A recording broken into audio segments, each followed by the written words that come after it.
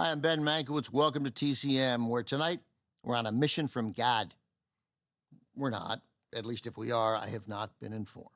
What we're trying to do here is invoke the spirit of Jake and Elwood Blues, the Blues Brothers, who will be front and center here on TCM in just a couple of hours. It's part of tonight's lineup devoted to the singular American art form of blues music. We begin with a musical biopic about the man hailed as the father of the blues, W.C. Handy, from Paramount Pictures in 1958, directed by Alan Reisner, St. Louis Blues. W.C. Handy was always quick to point out that he didn't invent the blues. Blues music had been handed down for generations among African Americans in the American South, starting in the middle of the 19th century. What W.C. Handy did was codify the genre, transcribing music, adapting songs, and formalizing its characteristics, popularizing it for a mass audience along the way. He wrote a number of blues standards like Memphis Blues, Yellow Dog Blues, and Beale Street Blues.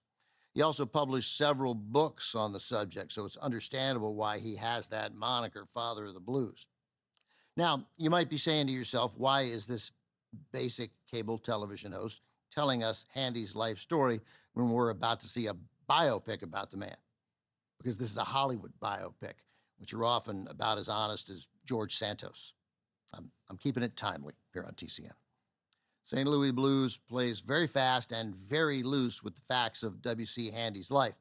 Some of the story is accurate, but most of it is fiction. All of it, though, in service to creating an opportunity for musical numbers to be performed by some of the greatest talents of the era. Handy is played by Nat King Cole in one of his rare feature film character roles. He's joined by Eartha Kitt, Cab Calloway, Mahalia Jackson, Pearl Bailey, and Ella Fitzgerald. You'll also see Billy Preston playing a young W.C. Handy, years before Preston began topping the charts with hits like Nothing from Nothing and You Are So Beautiful. Here's the film, co-starring Ruby Dee as Handy's wife, St. Louis Blues.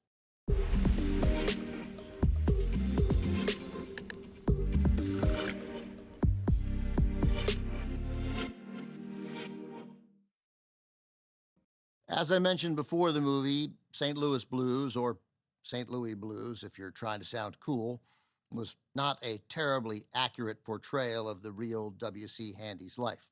Hollywood often deviates from reality when it produces biopics, but the creative license is particularly creative when making biopics about musicians. That's often done to get as many of the musicians' songs as possible into the movie. One significant W.C. Handy song missing from this film was his hit Memphis Blues.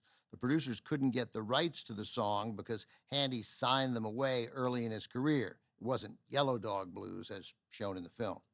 W.C. Handy was pleased with his friend Nat King Cole's performance here, which he got to see just a few months before his death in 1958 at the age of 84.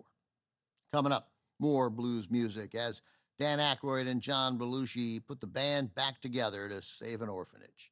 The Blues Brothers is next on TCM. Next on TCM, the Blues Brothers, then Lead Belly, and later, Blues in the Night. TCM faces the music tonight.